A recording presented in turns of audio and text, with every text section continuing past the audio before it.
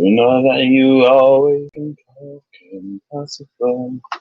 Hello, and welcome to Irish. My name is Patrick, and as always, I'm gonna be your host today. So I kind of sort of wasn't gonna come live today,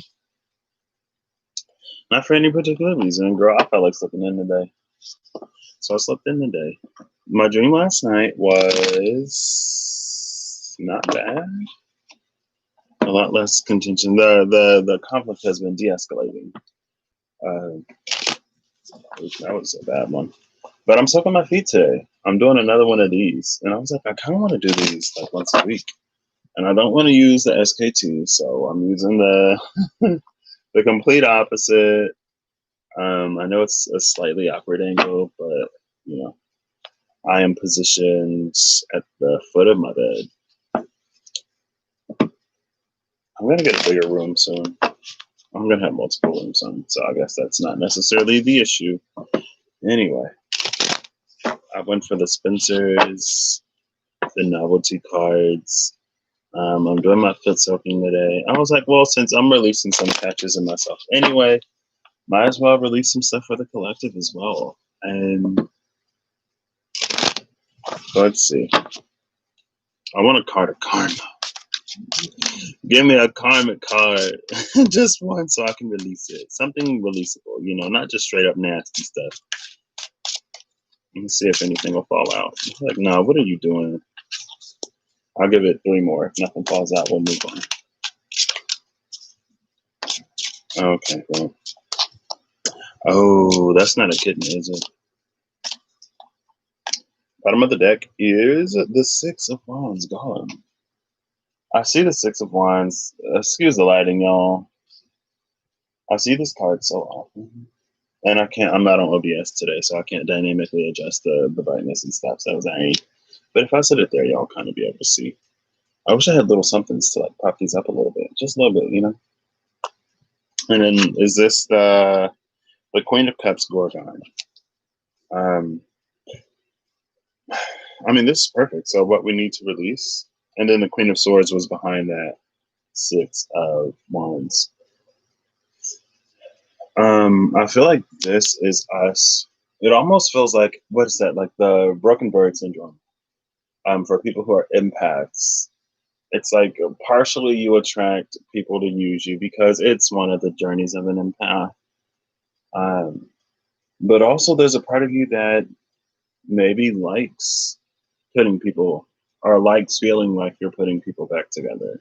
There's a part of you that enjoys having people around you whose lives are more uprooted and in upheaval and chaotic than yours. Because maybe in some twisted way, I think you genuinely do like to help people, but maybe you derive some sense of comfort from the fact that you personally know someone whose life is just way crazier. And it's like, well, I could be doing that and I could be doing that like these other people. But it's like there's no victory in that.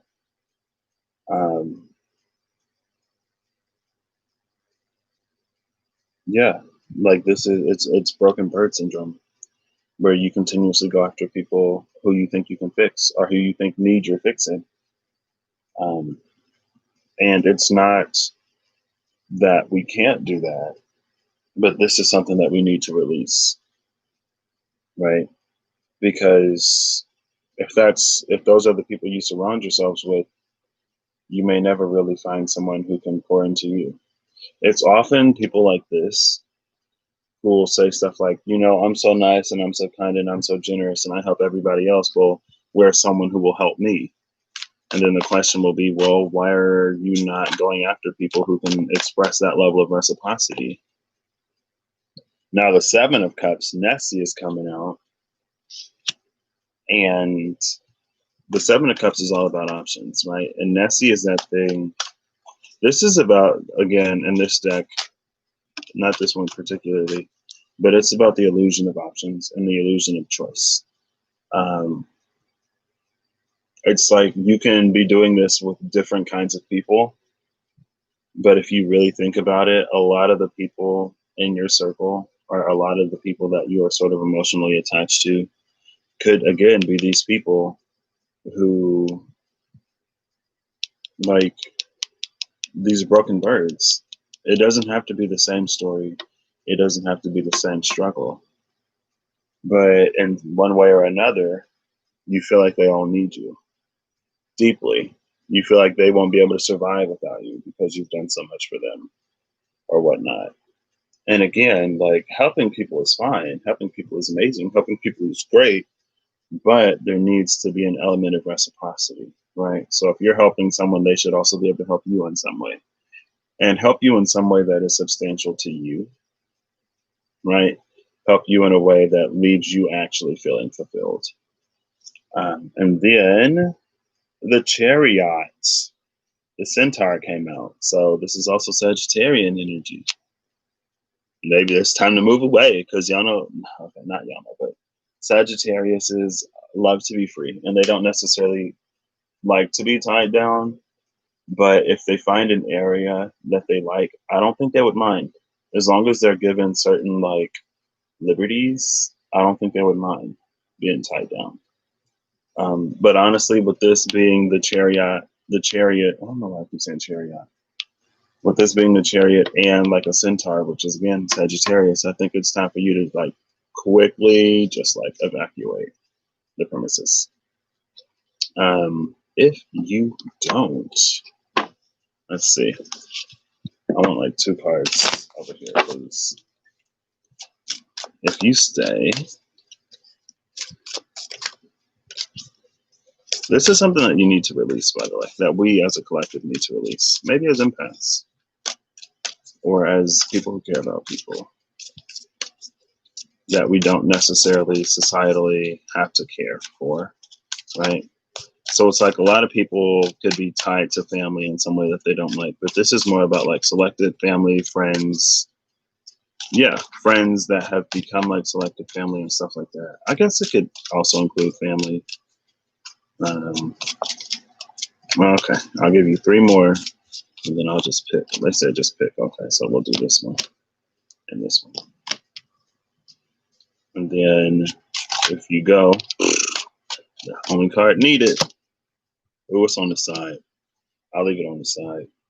Bottom of the deck now is the Queen of Wands. We've seen every queen except the Queen of Pentacles. You got to care about yourself. And it is unwise to continuously give to people who cannot give back in a substantial way because, again, it will only lead to frustration. If you choose to stay, the cards over here are the 6 of Swords and the 3 of Pentacles, the Dwarf and the Harpy. I guess I could. See, with the light, it was either going to be way too bright. You know what? I'm not going to complain. Let's nip that right in the bud. Let's nip it in the bud. My hair is still fairly like detangled. Yes, queen. A little bit of effort and time. What do they say? A stitch in time saves 9. A stitch in time saves 9. This feels like, so this harpy is going to be carrying these dwarves because you're going to continuously try to work with this or move with this or work around this. This is a workaround. You're going to continuously try to work around these broken birds that you continue to surround yourself with. And there, again, there's nothing wrong with a broken bird, but when you have broken bird syndrome, that's when it becomes an issue. And not everyone, there are some people who may seem or appear to be that way at face value, but they may not actually be, right? I feel like there's a difference between going through heartache and heartbreak and hardship and getting a few battle wounds and actually being like damaged or broken.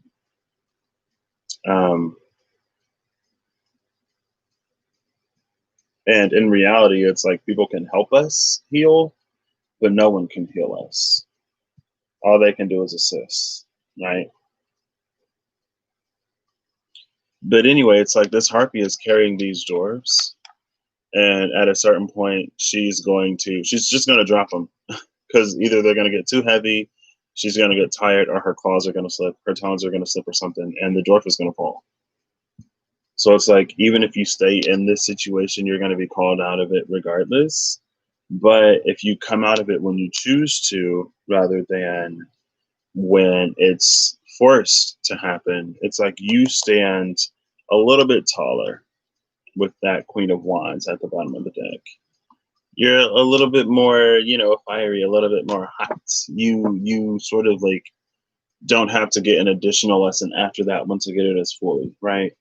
Because let's say you drop someone because of circumstance, you don't drop them because of you coming into everything that you need to come into, then it's like the end result is the same, but the way that you got there isn't. And so when the problem changes, you're not going to have the skill set that you need to actually solve it, right? That's like if we're doing, like, if I want to test your ability to multiply. So I give you 2 times 2 and you say 4, right? Because the plus and the plus and the cross look similar. And you say 4, and the answer is correct. But if you did a 2 plus 2 instead of a 2 times 2, it's incorrect. Now you could say that 2 times 2 is the same as 2 plus 2, just as 2 times 3 is the same as 2 plus 2 plus 2, because that's what multiplication is. But for the sake of the example, it's like you're right, but you could be righter. You could be more right. You are correct, but there is a more correct approach, right? Dropping whatever this is will be the correct answer, but there would have been a more correct approach. And you could potentially spare some hurt feelings if you don't wait until something blows up to drop something, if you sit down and have a conversation, right? Now, the card on its side is the 2 of Swords. It's the ghost. Ooh. But with it coming out on its side, this feels like proper distance and healthy boundaries, to the point where you don't necessarily have to completely kill this thing. If you wait, like, it's probably going to die over here because of some fiery explosion of Queen of Wands in reverse energy. But if you proceed in the correct way, I feel like not only will it potentially put some of these relationships in a salvageable state, but also it'll get you to see things that maybe you hadn't seen before. I know in my own personal life, I've been fortunate and blessed enough to have a frenemy. And I know that sounds weird. I only have one frenemy. I am not looking for any more. Applications aren't open. Applications were never open. Dude just got in as a friend and kind of sort of sometimes is a friend of me. That's his own competitive-ish to work out and stuff like that. Not mine. Who's this? 1 second, y'all. One moment, please. Oh, snap. Hello.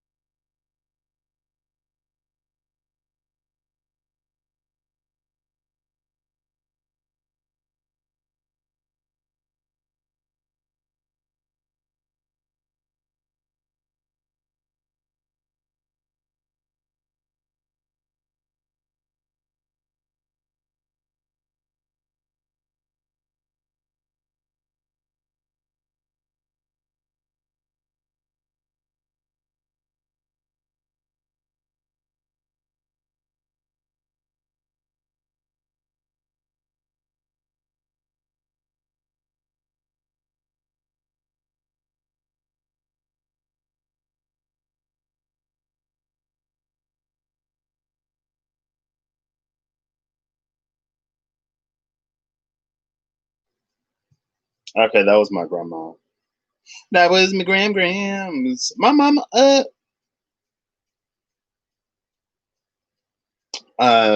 What? Oh. I got this little notification. Hold up, let me see if I can see it. It says Mercury is ending its retrograde this weekend. It's from Twitter. It's a recommended tweet from somebody. Mercury is ending its retrograde this weekend in Cancer. Answers become more clear and you will death it. But I thought it said you will die. I was like, oh my gosh, girl. We don't. I am waving my energetic sage wand and clearing the energy of that because don't need that over here. Okay, so yeah, anyway, it's been my pleasure to meet someone who has enough excuses for me to learn this lesson. I don't like dwelling in the realm of absolutes, and I don't like finality. So if ever I say like something is over, if something is done, if I'm like walking away, it's probably come with a large amount of deliberation and with a huge sort of case file. I don't. I also don't really believe in singular reasoning. So I try not to do anything for like only one reason. Like if I do something, I need to have not need to, but I prefer to have multiple reasons, right? So I had this one friend, there's a lot of cultural differences. And so in that, there have been times where I walked away because he honestly wasn't that great when we first met. He's a lot better now. Um, just like more self-centered, more selfish, and less concerned or caring about others. He's a Libra, so Venus, right? It's like once he's gotten his way, he's good, and he doesn't necessarily too much care about anybody else. Um, and his siblings are so nice. It's like the people surrounding him are the nicest, most amazing people I know. His brother, his sister, his girlfriend.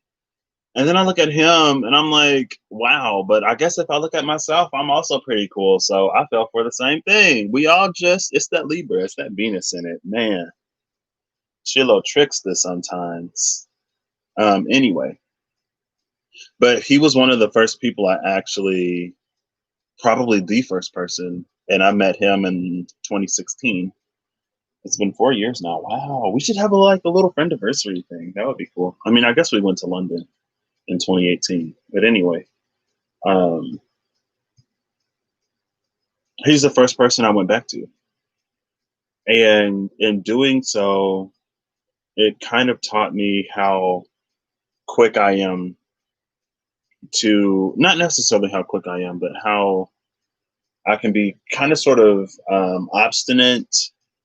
I think is the word I want. I can be really hard headed, stubborn, and final sometimes, especially when I get upset or if I don't see someone as adding something to my life that I want, right? I got a lot of Taurus in me. So if it's not adding value to me or my circle, I don't too much care. And I always wait until, like I said, I don't really like singular reasoning. And I never really say anything either. So it's like I'm shooting myself in the foot. But I always wait until I have to drop people instead of having those conversations or expressing anything up front. So then it always turned into the situation where the relationship was completely dead and gone, where this ghost would be upright, right? And it would never have the chance of coming back ever. But with him, it's like he taught me that sometimes the ghost can be on its side, that you can take a step away when you need to. Right. And at first, I thought we would have had a nice little reciprocal relationship, but that quickly turned into me doing a whole lot more for him than he was doing for me. And I'm not about that. I'm not about that because I have no children right now. And I have no husband right now that put a ring on this finger. And so I'm not obligated to do that for anybody. If this ain't reciprocal or in a certain element or in a certain amount, girl, I don't need it. Bye. I'm out. I have no commitment to this. I got commitment to me, Queen of Wines. But yeah, it's time to stop doing that.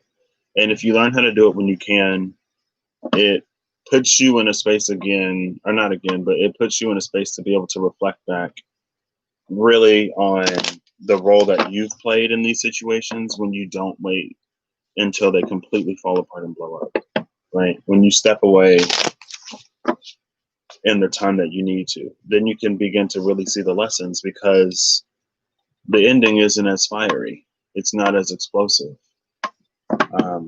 And that actually really helped me out to, to learn how to step away and not necessarily need harsh feelings and stuff like that there. So we just released that.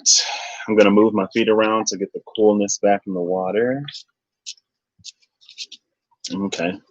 What else can we release from the collective? Is this the Ten of Wands? No. The Wheel of Fortune, the Inquisitor. We need to release that sort of victory at all costs mentality. With this Inquisitor, it's like the wheel is turning in our favor, but at someone else's expense, and it's time for us to come out of that. What can we clarify this with? This is the spirit of competition, of unhealthy competition, or competition to the extreme. There goes my little headache. Hi, little headache. How are you doing today? You've come to visit? Oh, you're gone? Okay, bye. Don't come back. Then the Nine of Wands, the pumpkin head, and last but not least, yeah, this is a spirit of unhealthy competition, and it's a spirit of, like the Five of Swords, victory at any cost, even if that cost is one that comes with a price that far supersedes or far exceeds the prize that you win, right? So if you have this anything to win mentality and you win $5, but you do it in a way that costs you $10, you're at a $5 deficit. And so at the end of the day, was it really worth it? I don't know. Let justice come out and then we'll see. The King of Cups is at the bottom of the deck. It's interesting because the bottom of the deck, no, the Queen of Cups came out the first time. The Queen of Cups came out. The Gorgon, and now the King of Cups is here. And the King of Cups is an orc. A Gorgon and an orc gives me very much like Shrek and Fiona vibes. They're beautiful to each other. Not that they're ugly, but they're beautiful to each other. The Seven of Pentacles gremlin. So we have the Nine of Wands, the Wheel of Fortune. What is this? Pumpkinhead and gremlins. When you go, okay, so the Pumpkinhead is telling me that when we live too much in our heads, it really disconnects us from our bodies. And the Ten of Swords and the Pride Tarot is where the head is disconnected from the body, right? It's like we're living two separate lives. But in this case, we're only living one. We're so focused on our own success and so focused on our own comfort that we don't care. Again, like it comes at someone else's expense. And with us living in our head, we're so detached from our heart, right? This is the pumpkin head. This isn't the headless horseman. There's also a headless horseman in here. But with the pumpkin head, it's just the head. It's the head separate from the horseman. And so we're not connected to our heart. We don't care. This is what breeds, or this is what opens the door for narcissism. And not narcissism as in being that self-conceited, but narcissism as in this victory at any cost. I don't care what it costs you. It's only about me type of mentality. And a lot of times sometimes psychologically, this comes from a space of lack, and it comes from a space of shielding. But the walls are so high and so iron tight and like rusted shut that sometimes people never come out of it. And there's a friend I met within the past few years. I don't want to give out too much information. But he was telling me about one of his parents and how one of his parents is kind of sort of like a bona fide narcissist, and how his other parent is that empath. And I remember when he told me that, first of all, we were like kind of sort of sitting by this fountain, and it was really cute. And even though it's just platonic, it was still really cute. It was fun. It was like platonic cute. It was like friend cute, right? To really have somebody like open up. And one of the things about, like, I guess we're kind of sort of similar in the way that the things that we're not actively dealing with, we can be extremely open about it. And so people think that we're vulnerable when we're not necessarily vulnerable, right? It's like if I was still affected by this girl, I wouldn't be saying anything. I wouldn't be saying a word. It's in the past. And so he was very, very open about some pretty deep stuff right from the jump. And I'm like, ooh, girl, I love it. We're both Pisces, so that's kind of sort of our thing. And like he opened with a hug and he gives really, really good hugs. Anyway, I probably already basically said who it is, but that's fine. Um, but I guess it got me thinking and wondering about the children who come from empath narcissist relationships. And at least from that experience, it's like he spends more time with the empathic parent than the narcissistic parent. And so within himself, he leans empath heavy. But I remember him saying, like, he still kind of sort of like has those narcissistic tendencies from his father. Girl, I'm sorry. From the narcissistic parent. And he doesn't like it. But whenever we hung out, I mean, I guess it's like we all have our sides. And the thing about narcissism is that it exists. I think the thing about a lot of mental things is they exist on a spectrum. And once you sort of cross the line, that's when you are sort of given that bona fide whatever. Right. So a lot of people have narcissistic tendencies.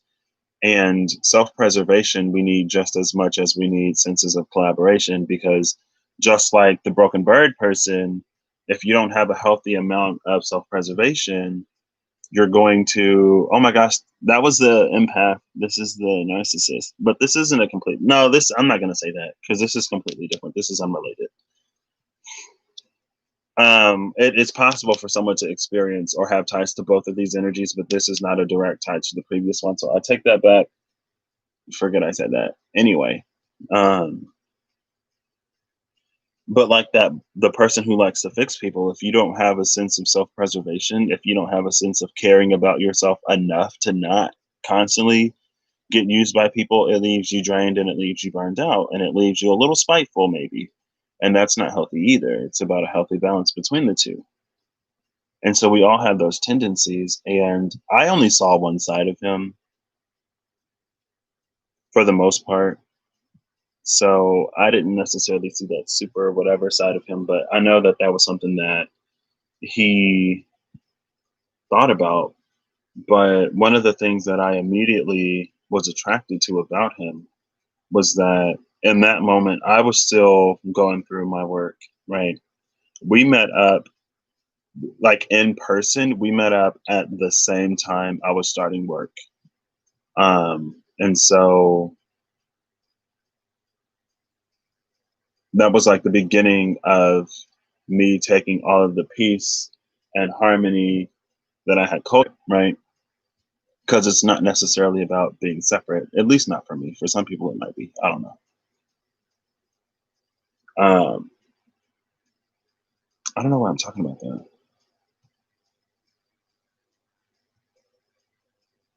Mm.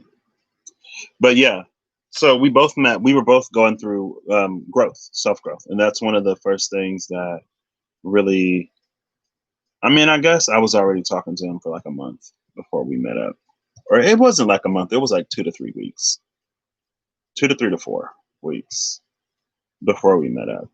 Um, and that's something that even when we first started talking, I had picked up on. And I was like, oh my gosh, like, cool, amazing. And she's still doing her work, of course. And she's still learning and she's still growing, of course, as we all are. Um,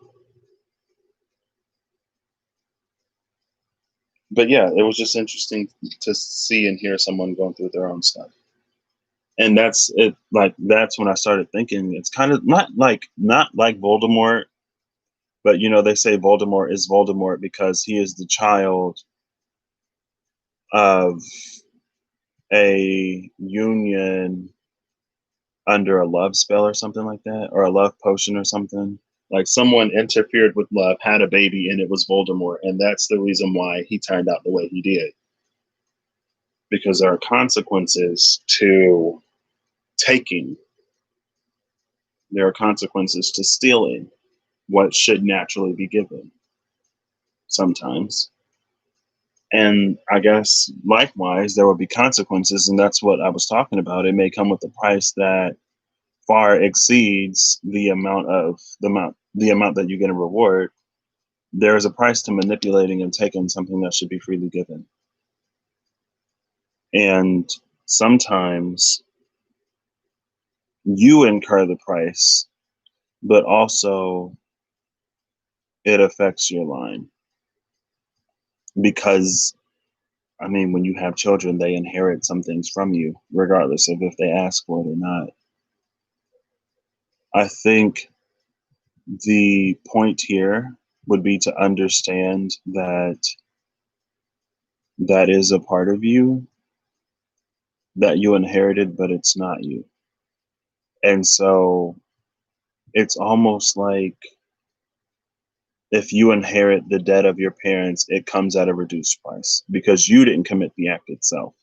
But if they don't pay it off and it must be paid, then it is inherited, it is passed down, right?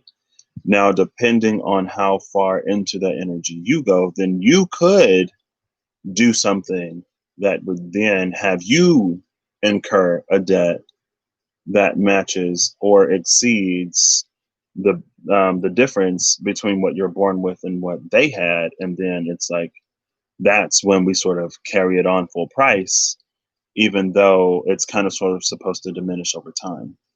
But how does something diminish over time when that's not only is it born into you, but it can also be instilled in you as you sort of grow because it's still them, right? They're still there. Um, the Seven of Pentacles tells me, in a way, it's like your heart is still connected. This energy right here, I don't want to say it's beyond, not beyond reproach. I don't want to say it's like beyond salvation. But if this is not you, if you've just kind of sort of inherited part of this, then your heart would be these Seven of Pentacles gremlins. And so it takes me back. They say the story of the Native Americans. I don't know which tribe. Sorry, but they say that like there's a fight in us between the good and the bad. Like there's the good wolf and the bad wolf. And then the kid asks, well, which wolf wins? And they say the wolf that you feed, right? This is that energy. Either the empath in you, the kindness wins out, or the narcissist in you, the darkness wins out. But it's whichever one you feed.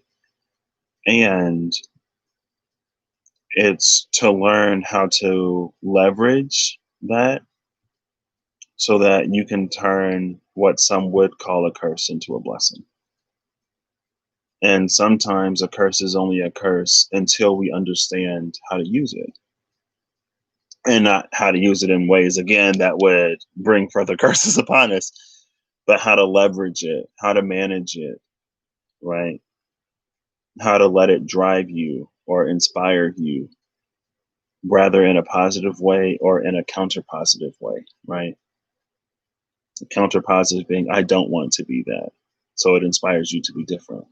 Now, when you're in that counter positive energy, you have to be really, really, really careful that you don't fall into the negative, because sometimes it's the case that people say they don't want to be something, but then at the end of the day, if they have the self-awareness and if they look at their own actions, they may sometimes see that everything they didn't want to be, they had been.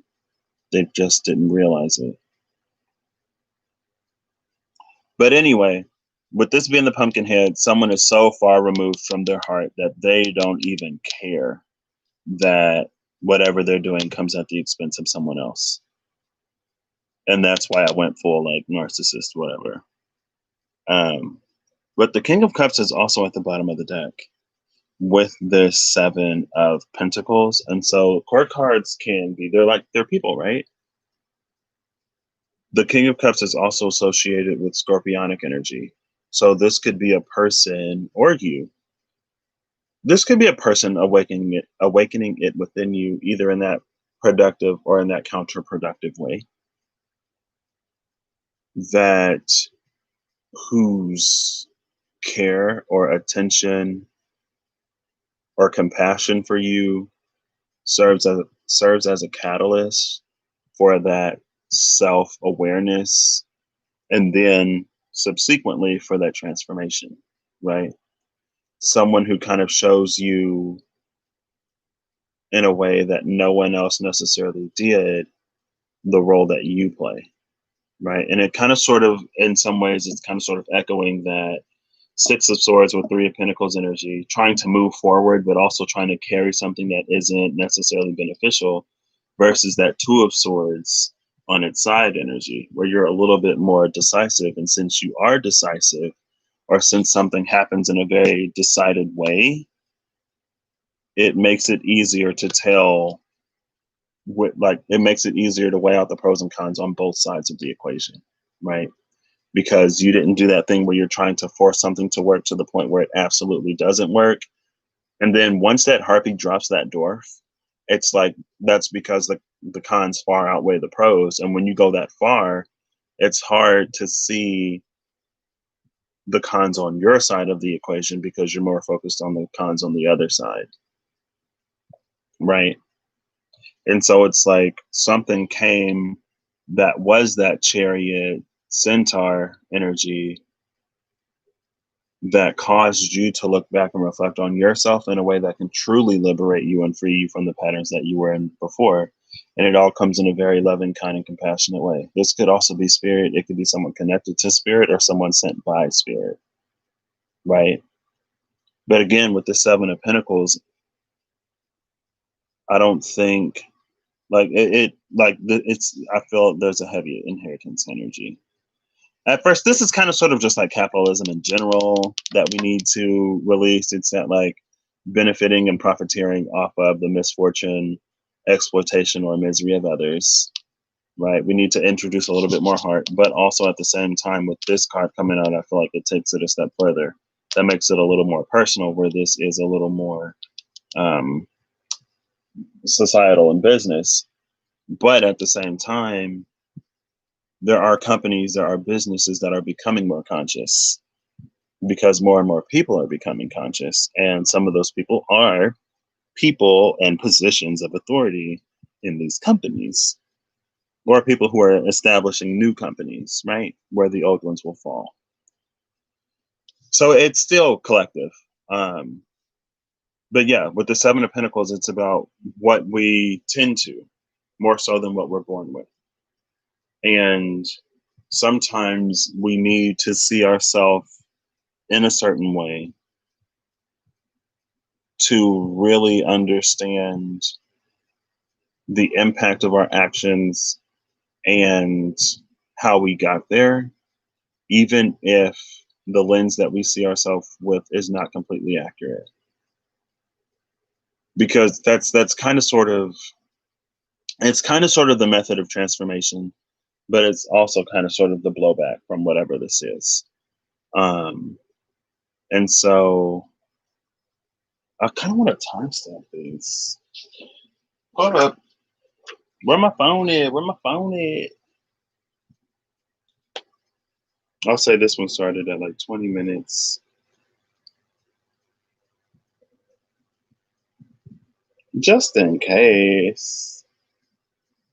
So I guess if you watch this far, I mean, check the description box or the comments. I'll try to do it in both.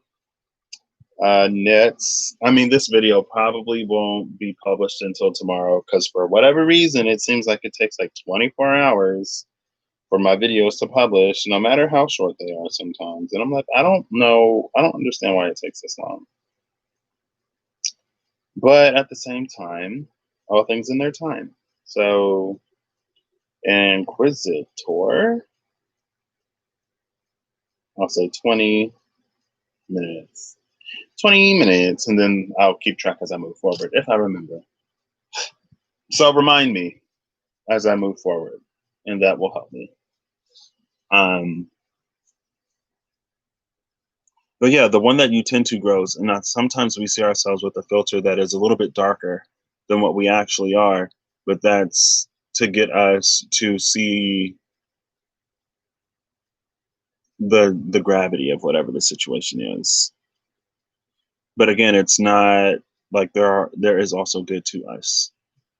And so I think it's to keep that in mind as you go through the mirror of looking at yourself.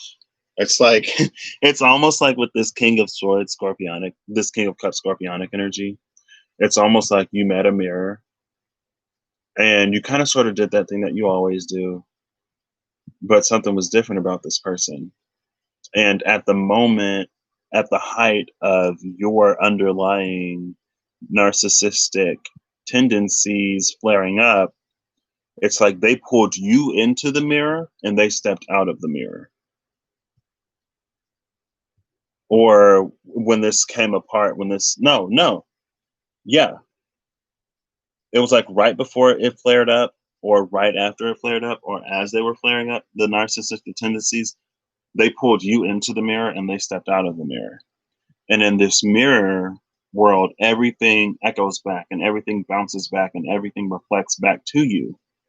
So at the moment of separation, when you two part, they step away from the mirror and they move on to whatever's next for them. But as you move away, you moved further into this mirror world. And that's why now, potentially, if this is resonating for you, that's why now you're beginning to see more of how you played into this and where you went wrong and what you did. And it's not necessarily, again, like nothing in the mirror world is necessarily an accurate reflection, a complete reflection of what's going down. It's like the mirror world is all about amplifying certain things. And if you're in there for a purpose and you're not just lost in there, it's to amplify something that needs your attention. It needs you to address it, to heal it, to resolve it, and then to bring it into balance with the rest of you. And then after you do all that, you're free to exit the mirror world as a more complete and whole you, right? And then you're both outside the mirror. So you can live a different sort of interaction, which is cool. Don't ask me why they were in the mirror in the first place. I don't know. That's just what it felt like. They were in the mirror in the first place to get you to this transformation. That's what it was. Okay, this is fun. I love these novelty cards, even though they say novelty, and then there's the Six of Swords at the cut. Y'all can't see that. The Six of Swords harpy at the cut. I hope I didn't just put some of these in reverse, but I guess if I did, then it's meant to have reversals. So that was the second thing that we need to release. I'm gonna squish my feet around, let them get a little colder.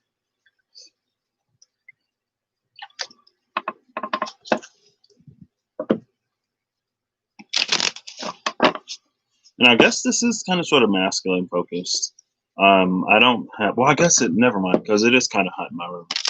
So heat cleanses the feminine channel and cold cleanses the masculine channel. So when you go too far into the feminine, sometimes you get a little too hot, you get overheated. That's why, if you get a little extra lusty, you get a little hot under the collar. But if you go too far into the masculine, things get really cold and potentially dense because they are so cold. And that's why someone who is extremely logical and pragmatic may be called cold-hearted if they don't have that feminine balance, right? It's all about balancing the warmth and the cold. It's the masculine and the feminine to allow that Kundalini energy to do her thing, to rise and to clear them chakras. And, ooh, okay. Death. Girl, why? This is just transformation. Maybe letting go of our fear of transformation. Let's try to get a few more cards and see. I'm like, why death though? That's two more cards. Okay, bottom of the deck is the Nine of Wands again. Pumpkinhead. Pumpkinhead, Nine of Wands at the bottom of the deck. Under Pumpkinhead is the Queen of Swords. So we've seen the Queen. No, we saw the Queen of Swords earlier because she was under the card that was under whatever the card in the beginning was. It wasn't Nessie. Broken Bird. It was the Queen of Cups, and she was under the Golem. She was under the Golem, the Six of Wands at the beginning. Um, so we have the Nine of Cups, another nine. Is this Hanuman? No, this is the Kraken. Oof. We go from Nessie to the Kraken. And then the Two of Wands, Cyclops. So Death, the Nine of Cups, and the Two of Wands with the pumpkin head at the beginning. Now, I feel like that last set was more about exploitive labor, right? When it really comes to turning that will at the expense of others. I guess it doesn't necessarily have to be exploitive labor. Whatever it was, though, it was exploitive. I'm going to say this starts at 46 minutes. Thanks for the reminder.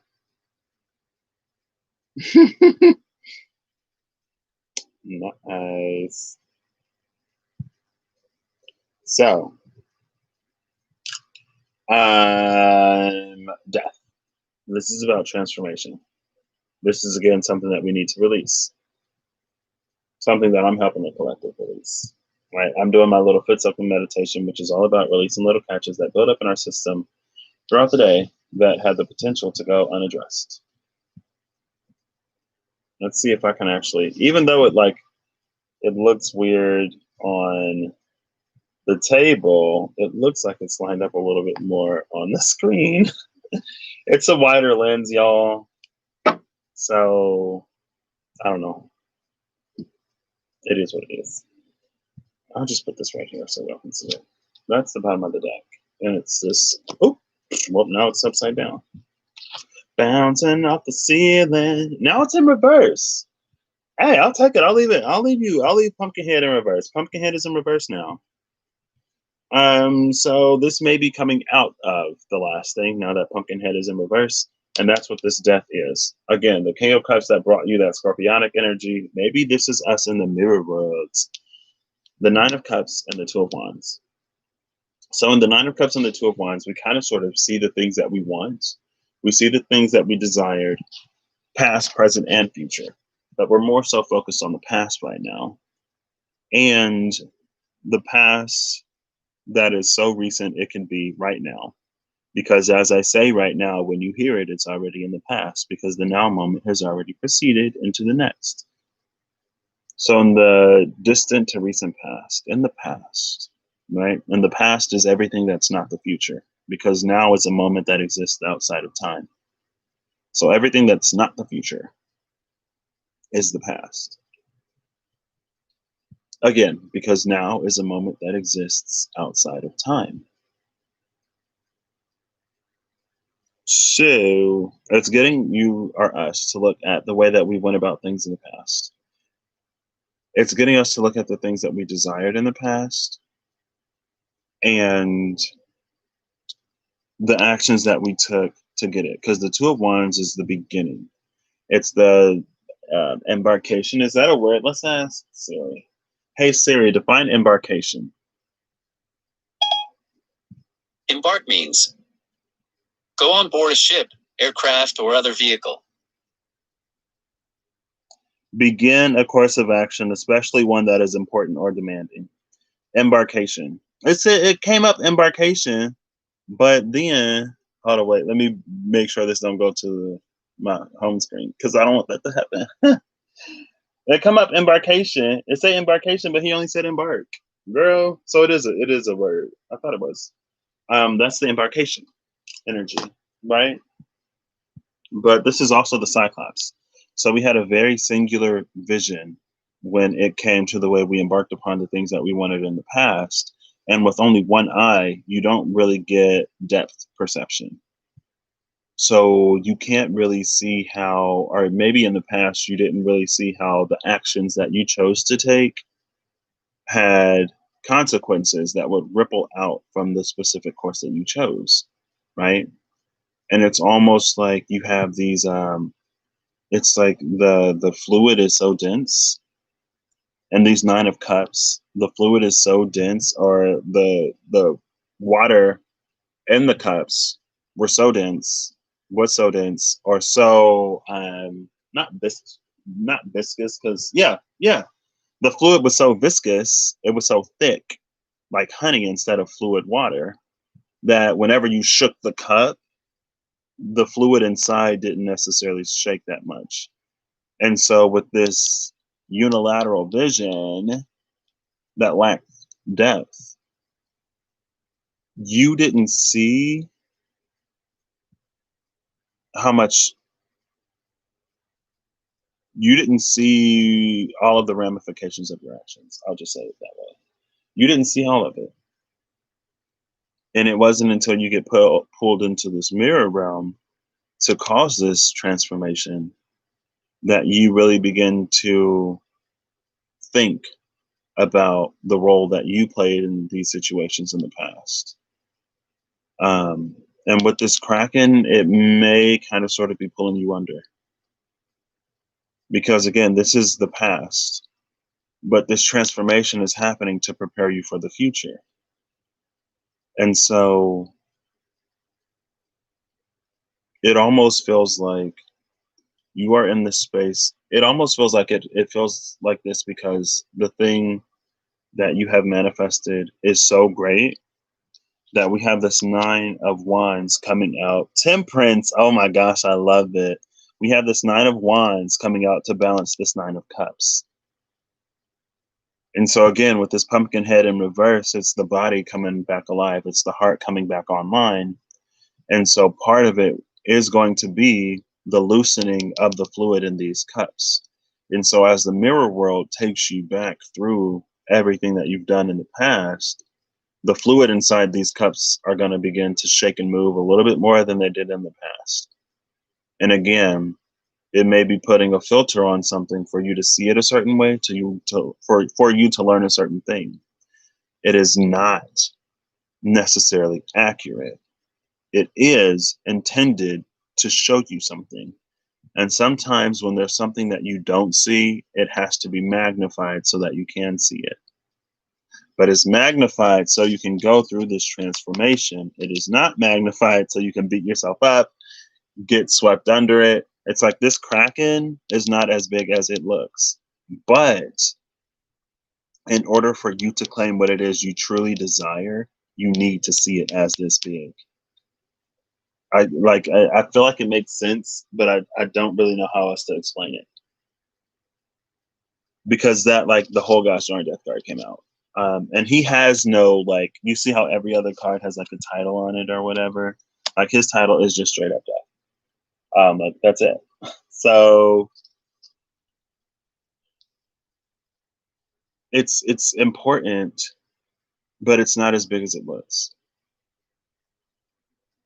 And I want to emphasize that because I feel like you may be seeing something as worse. You may be seeing your actions as worse, potentially. But again, it's to get you to finally see the role that you played in these situations where you wouldn't have seen it before. This is interesting. It's like, see, this is my intent. Every time I pull out these novelty cards, my intention is I want something that may or may not resonate, that's lighthearted and just fun, but it's always serious.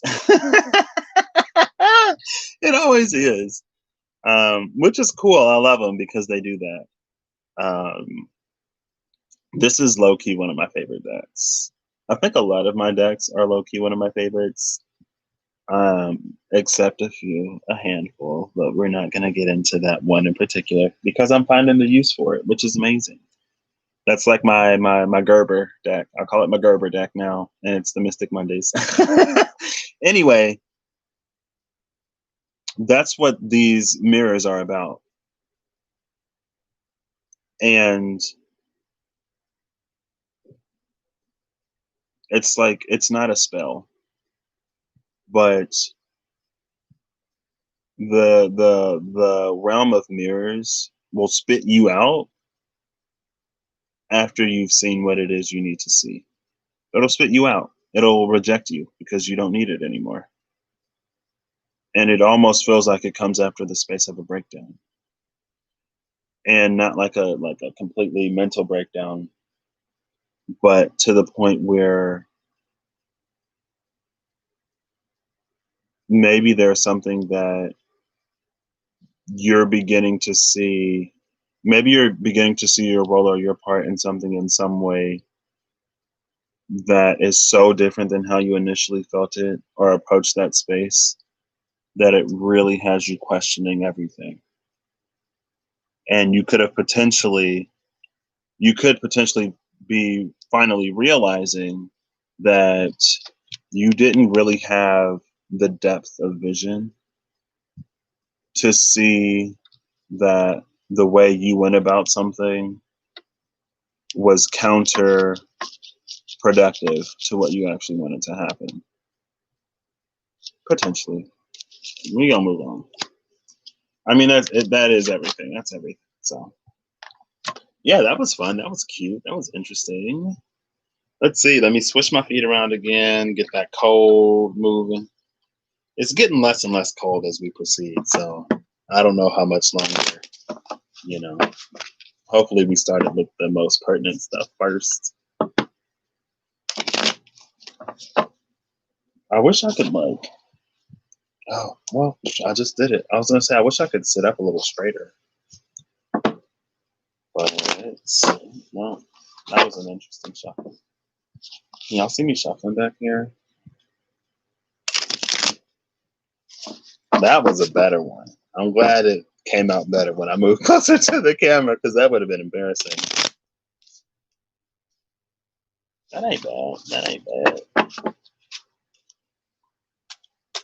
Okay. Next round. Next round. I thought something came. Next round. Next round. There we go. Oh, it's a mystery. A mystery. I am shuffling these. They're face up so that when they fall out, they hopefully fall out face down. Because I like surprises. I'm a fan. Ooh, another one. This is going to be mystery round. This may be the last one. We ended it off on a mystery, and it's already been like an hour. So, yeah, this will be the last one. And then I can take my feet out this tub and finish up my little meditation. So, bottom of the deck is the King of Pentacles. We've seen the King of Cups. We've seen like 3 queens. Queen of Cups. No, hold up. We saw the Queen of Cups, the Queen of Wands, and the Queen of Swords. Yeah, the Queen of Cups, Queen of Wands, Queen of Swords, the King of Swords. We saw the King of Cups, sorry. And now we see the King of Pentacles at the bottom of the deck, the Leprechaun. Under that was the Ten of Swords, the Griffin, under this King of Pentacles. So let's see. And I'm going to get this timestamp. I'm going to say like 58 minutes and some seconds. Mystery. What was the first one, y'all? It was Gorgon. Another thing with the Gorgon that I didn't mention that initially came to me is that we don't see ourselves accurately. Medusa was beautiful, gorgeous, and she was turned into a monster because she was beautiful and gorgeous, and she tempted some man just by existing, and she was kind of sort of low-key punished. But in her punishment, she found liberation from the masculine gaze. So I think she, in some ways, learned to live with it. But it's like you're seeing yourself in a way that is not accurate and that is not complete, that gets you settling for, that really motivates you for these sort of not broken people, but you don't necessarily think yourself any better. So you stay in that, right? And you're beginning to know better. I completely forgot about that. It came to my mind first thing before any of the other cards came out, but you know, it happens when it's necessary because that may have taken from the initial message. Anyway, so mystery is going to be starting at, I'm going to go ahead and say 59:30, just in case you watched Gorgon, but you missed that last little bit, just in case. And then you can watch like 10 seconds or 20 seconds of me talking. I don't necessarily care that much. Sorry. Not sorry. This is mystery round. So let's try to infer. I love guessing. So the bottom of the deck is the King of Pentacles, and under the King of Pentacles is the Ten of Swords, the Griffin. Now, the Leprechaun is just as small, if not smaller, than the dwarf that we saw earlier in the Three of Pentacles. The Leprechaun is as wealthy as the dwarf that we saw earlier. Dwarves are like pretty wealthy because that's where all the gems and the precious ores and minerals live, right? In the underground where the dwarfs live. Dwarves kind of sort of fall into that Plutonian realm because it is the underworld. It's under the earth. And so if dwarves fall into the Plutonian realm, then the element of Scorpio and transformation and Pluto has come out in every single round. So we may see some more Plutonian energy here. So there's still going to be an emphasis on transformation. The Leprechaun is here, and leprechauns, I believe, if ever you're getting like chased by a leprechaun, they say that like if you have a bag of sand or something, then to throw that. I think it's leprechauns, but it might be fairies. I'm like 75, I'm like 65 to 83.25% sure it's leprechauns. If you ever cross a leprechaun and they're coming after you, throw something that is like very fine because they have to sit and count whatever, like they have to count everything. So if you throw like sand or sugar or salt, they have to count every grain of sand or sugar or salt individually and make sure they're all accounted for, right? That's why you don't just want to throw like, I don't know, like toothpicks. I mean, toothpicks could still be good. That's why you don't want to throw like, I don't know, something bigger. If it's easier to see there's only 3 of them, it doesn't really buy you that much time. But if it's smaller, then it buys you more time. Sometimes the best things in life are free. Sometimes the best things come in small packages. So there's something about an attention to detail. There's something about worth where bigger isn't necessarily always better. But this would be something that we need to release. We've kind of sort of, in some way, we've already addressed materialism. I don't know. Maybe we'll see a Valkyrie in here somewhere because I'm getting that Justice energy. Maybe a Queen of Swords. Maybe an Ace of Swords. Even potentially a Page of Swords. I feel like there may be an element of swords here. There may also be an element of water or fire, talking about the way that we have sought getting abundance. I don't know. Let's just flip and see. First card out is the Three of Swords, the alien. This is about feeling ostracized and on the outside. So immediately, it's not about going home. It's about creating home. It's about finding home. That's what immediately comes to mind. The situations that we were in the past, we were not meant to stay in because they were not home. They were not a match for where we are now. And so the ostracization, is that a word? Ostracization, like ostracizing? You feeling on the outside and outcast was important to get you from being completely consumed by the systems at play. Now, depending on how much of yourself you chose to cut off and cut out in order to fit in and blend in, you may be a little deeper into the system. The King of Pentacles could also be the energy of the system, I guess. But it's the material side of the system. It's not necessarily the mental or emotional side of the system.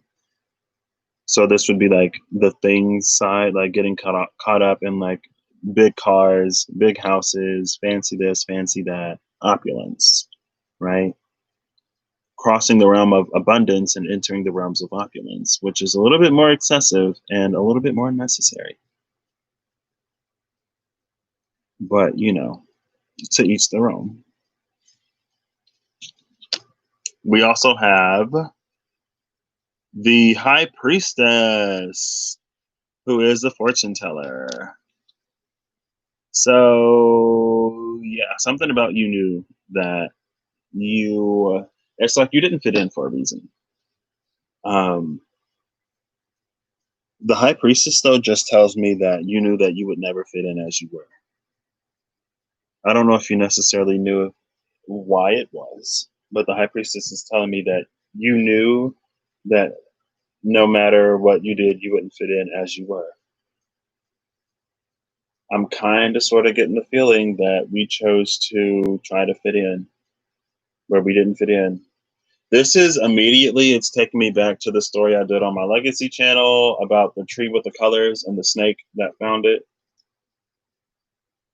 It's giving me that Empress energy um, from that story. And the tree never gained anything when it was trying to fit in. All it did was lose. All the tree did was lose. But the tree was okay with it because what it was losing was the things that stood out, where like even if it didn't have a single branch or a single leaf, at least it didn't have those leaves that were out of season, right?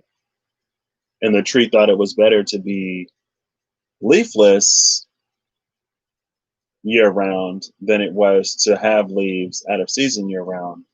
But the thing that the tree didn't understand is if you don't have any leaves and springtime comes, summertime comes, autumn is here, you're out of season 3 seasons out of the year. The only time trees don't have leaves is in the winter and like the later half of the fall. And maybe, no, because at the end of winter, like they kind of sort of start to bloom and stuff. Maybe the first part of spring, right? So at best, maybe like instead of a quarter, like a third, right? A third of the year at best, a fourth of the year, sort of lesser or worser case scenario. That's a word. Or that's a phrase. You're going to be out of season. Whatever you're giving up, whatever you're sacrificing, is putting you out of season even more. Because now the other tree is going to be laughing at you for being bald headed. It was like, where her leaves at, girl? Don't she know it's like spring? Where are her buds? Like, it's like summer, girl. Like, where are your leaves? Are you ever going to bud? And it's like, then you end up feeling like you can't win. But it's because you're playing a game that you were never supposed, that you're not meant to play. Right? You're playing little leprechaun games, girl.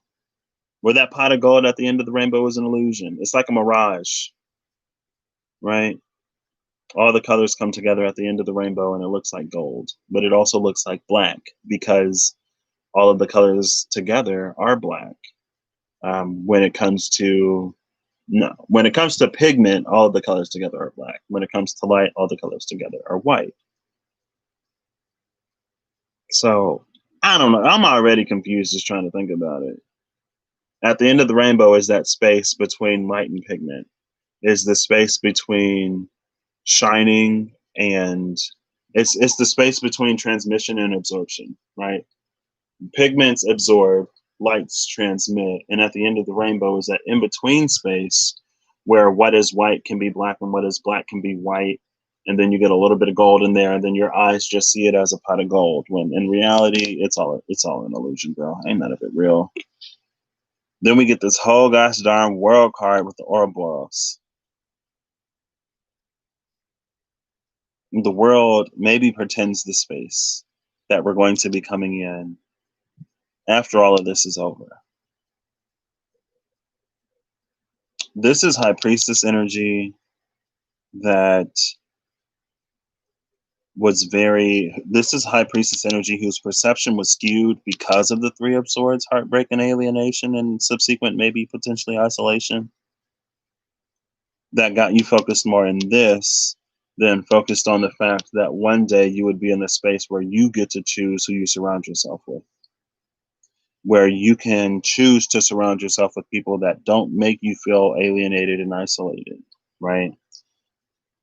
But at the same time, I guess it comes with a certain amount of strength to make it happen.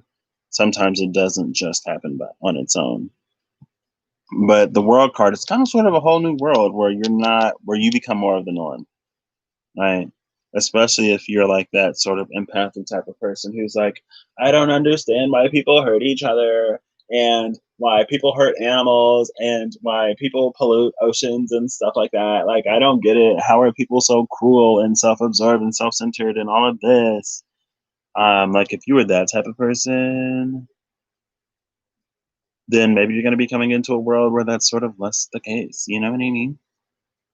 But again, this high priestess energy, this vision was skewed by the alienation because that was your primary experience. And whenever we have these little 3D lives, we tend to survival mode. We tend to see things in the way that makes our chance of survival the most likely. And then we correspondingly act in a way that ensures that survival, that doesn't deplete those chances that we see. And that could again be the person that decided to lose all of their branches only to be out of season like a good 3/4 of the year. And then we have the Two of Swords ghost again. The Two of Swords is a decision. This is a decision to step out. And I was gonna hit this point anyway, so I'm glad the Two of Swords came out.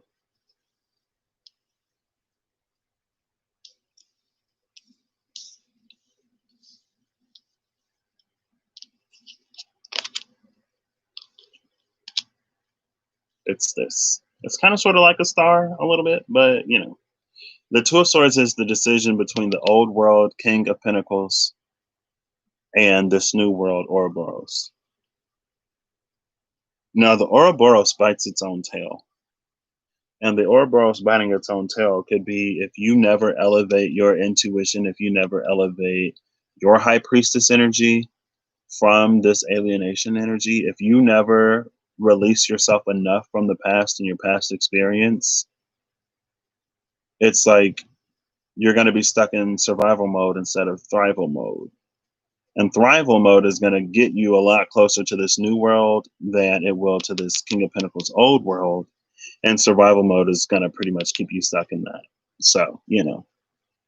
But again, like if you're primarily focused on the alienation and what happened to you in the past, if your past is less healed and less resolved, it's going to make it harder for you to choose this new world. And I feel like this ghost is because you chose one. There's going to come a point in time where you're going to have to choose the new world or the old one. And it's like you're going to be a ghost in the other one. You can't corporeally hold space in two places at once. That's the Two of Swords choice. And it's funny that we get the ghost. I was like, maybe we'll get some Plutonian energy, some Plutonic or whatever, or some Scorpionic energy, because transformation has been a theme kind of sort of throughout, especially if we take, I mean, we saw the ghost earlier, but the dwarves sort of fall under the jurisdiction of Pluto because it's everything below the ground. Pluto rules, right? That's why he's also a god of wealth and abundance, because of all the precious gems and ores and minerals under the ground. He rules them. And dwarves carry that same story. Since they live under the ground, they also carry a certain amount of wealth and abundance because of said precious ores, gems, and minerals. This is the decision to choose one world or the other, because you cannot corporeally exist in both at the same time. We got the Two of Swords right here and then the Three of Swords right there. Bottom of the deck is the Ten of Swords Griffin. And the Griffin, Ten of Swords, was under this King of Pentacles. So it's almost like this world is doomed to fail and fall. It's not sustainable. Right? It's never been sustainable. Or at least it hasn't been sustainable for a very, very, very long time. The rate at which we consume on this planet is a lot higher than the rate at which we sort of put into this planet. So it kind of sort of screws up the ecosystems. When it comes to natural, non-renewable resources, again, the way that we consume them is a lot faster than the way that we sort of the way that we sort of preserve and try to put back into them. Now, oil, you can't necessarily put back into that. Trees, in some way, you could take them, you could cut them down in one area and plant in another area, but A, it takes trees so long to really grow, especially some species, and B, you've already sort of changed a local habitat ecosystem. It's not sustainable. It hasn't been sustainable in so many ways. And now, I mean, if something isn't sustainable, eventually it's going to fall apart. And the more time passes, the closer and closer you get to that point where everything falls apart. So it almost feels like this old world with the Ten of Swords griffin behind it, it's doomed to fall. That's why people are seeking such mythological and mystical ways to go and colonize another planet before we completely kill this one, so we can do the same thing all over again. Anyway, we have this new world it's coming into our purview, but it's sitting on top of this high priestess. And the thing about the high priestess is nothing that she says can be proven until it happens. There is no evidence to back any of what she says. The only evidence is the eventual event happening. And I don't know if you'll necessarily too much. I don't know how long this Two of Swords energy is valid. Because at a certain point, not making a choice is always making a choice, right? Or 9 times out of 10, to not make a choice is making a choice. And so I don't know how long you actually have this choice. Because at a certain point, again, it's going to reach a point where the scales have already been tipped. And once the scales are tipped, it's all downhill from there. And if you're still in the space of making a choice or making a decision after the scale has tipped, you may have waited too late and your decision would have already been made. So I would say listen to the high priestess before everything comes to be, while this gateway is still open. And again, it's a number 8. We got this Ouroboros in the shape of an 8 because it's all a trap. Ain't no escaping the 8.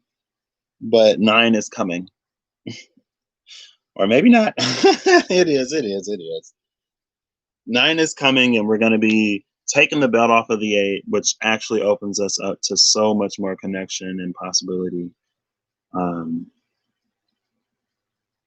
Right? Because it's like with the 8, it gets pinched and bottlenecked down here. So if you open it up, things can flow a lot more smoothly. But you also have to be ready for the integration of these 2 parts, right?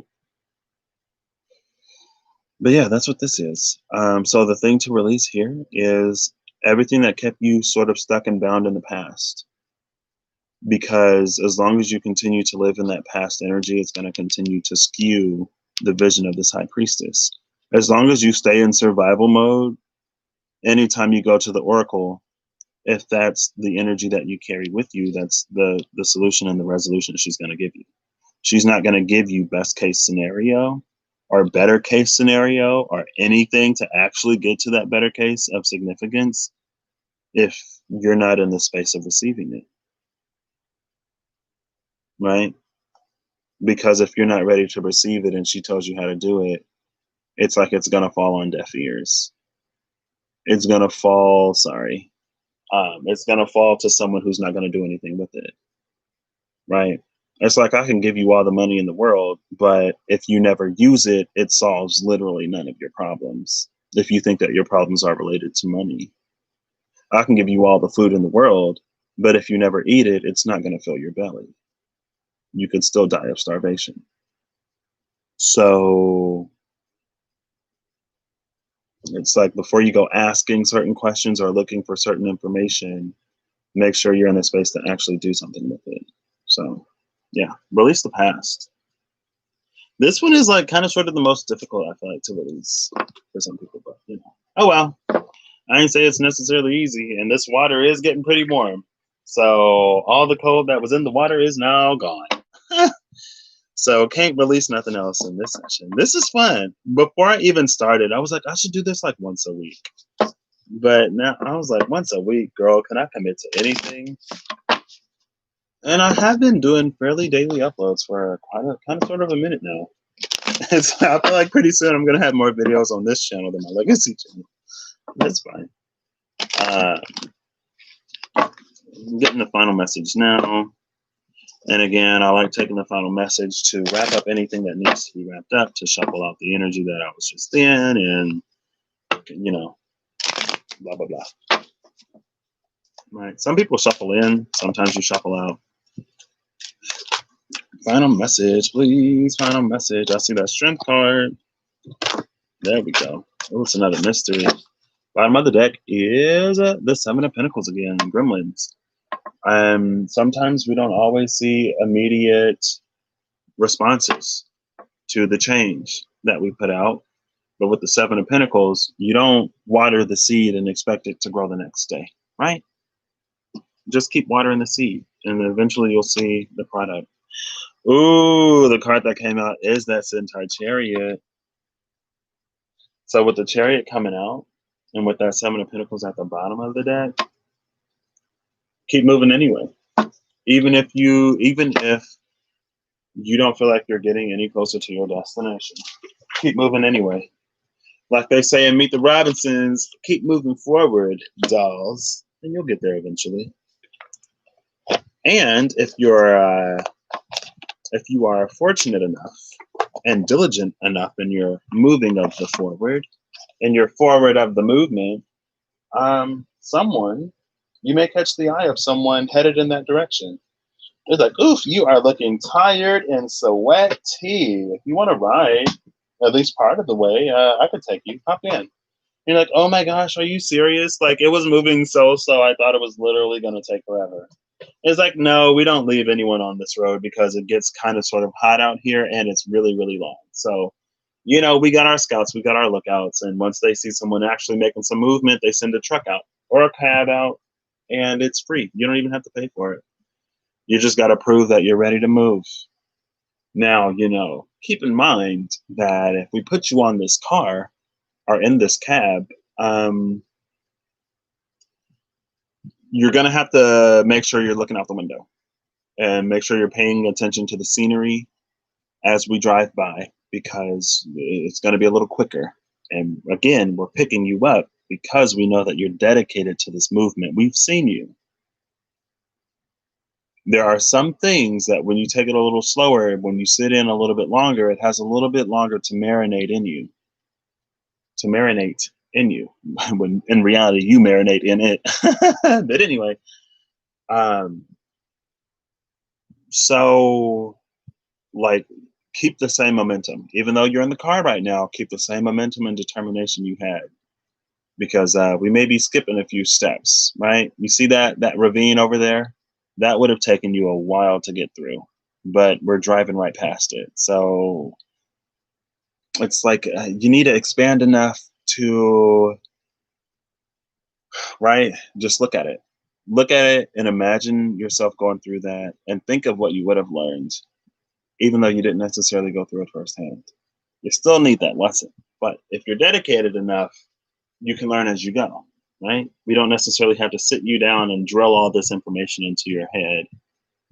If you're dedicated enough and if you're expanded and open enough, you can learn as you go. And that sets you on a higher path, a higher pace of evolution when you learn as you go. When you don't need to slow down as much and you don't need things to be as dark and as dreary and as desperate and desolate, right? Because you learn quicker than that. So we get to put you on the accelerated path where it's quicker, it's harder, but we spend less time in certain areas. So it's like bam, bam, bam, bam, bam, bam, bam, bam, bam, right? Instead of getting railroaded and run over for years. Anyway, I'm going to end this here. I hope you all are having a great time. I honestly hope that you're having an amazing time. I hope you're having a wonderful time. I know for some people, that's a little bit too much hope to be putting out there. So for those of y'all who are like, you hope I'm having an amazing time, like, what about the world? What about my situation? I hope you're getting by at the very least. And I hope you're doing whatever you need to do to elevate yourself and to do whatever you need to be doing in this time and in this space, in this time and in this place. I think I said time twice. But if I add 0 twice, does it add any value? No, if you multiply by 0, it strips all of the value. So that's why it's important to know your multiplication from your addition. Because if we're doing 2 plus 2, like we're going back to basics now. If we're doing 2 plus 2, but you do 2 times 2, if we're doing all these pluses, plus. No, wait. Let's revise that. You've already done the pluses. Now you've graduated to the times, right? So the pluses have become the crosses. And we give you all these problems: 2 times 2, 2 times 3, 2 times 4, 4 times 5, 15 times 2, 62 times 79, right? Hold up. Give me 1 second. It is the plus. Okay. Because the way I'm seeing it, it's the plus. But I'm like, so we're going back to basics, but you've studied ahead, right? So you know a little bit of multiplication. And so we do 2 plus, 2 plus 2, 2 plus 3, 2 plus 4, 2 plus 0, 2 plus 1, 5 plus 2, 69 plus 72, 181,521 plus 3. And then we throw in a 0 plus 0. And we're like, oh, that's 0.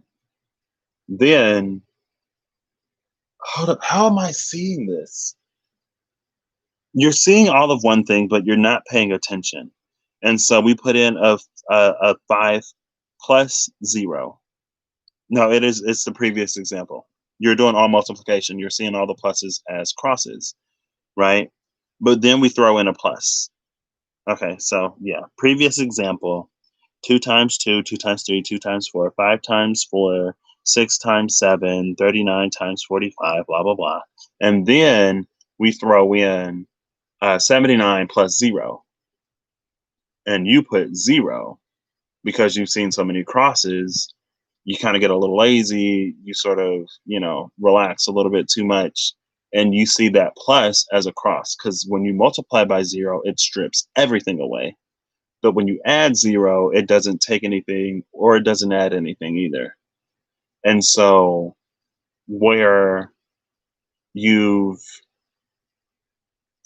it's like maybe you've hit a point where you had some exponential growth. You were doing all your times and the numbers were getting bigger and bigger and bigger. But then you hit a little bit of a period of pause. You hit a few zeros, a time to pause and a time to really reflect and to sharpen your awareness and your attention.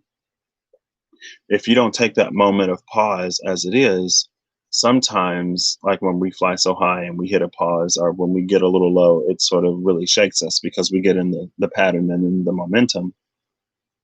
But it's like you feel like you've lost out on so much more than you actually have, because you've accidentally done 79 times 0 to get 0 instead of 79 plus 0 to get 79. So there may be an area where you think you have regressed when in all actuality you haven't. But your perspective and the way you're looking at it is causing you to think one thing. That may or may not be the case. Okay, I eventually got there. Sorry for the confusion at the end. Bye.